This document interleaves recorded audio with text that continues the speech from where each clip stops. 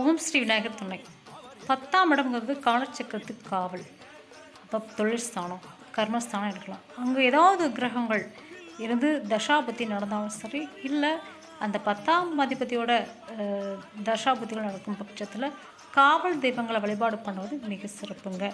முக்கியமாக அதாவது கருப்பராயன், கன்னிமார் தெய்வங்களை வழிபாடு பண்ணுவதும், ஐயனார் வழிபாடு பண்ணுவதும், முனியப்பன் தெய்வத்தை வழிபாடு பண்ணுவதும் மிக சிறப்பு.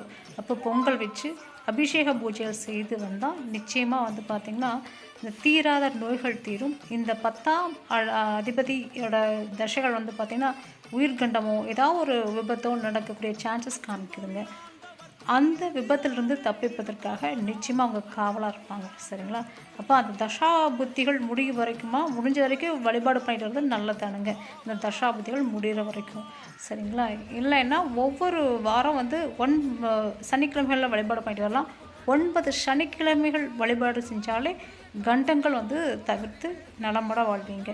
நன்றிங்க.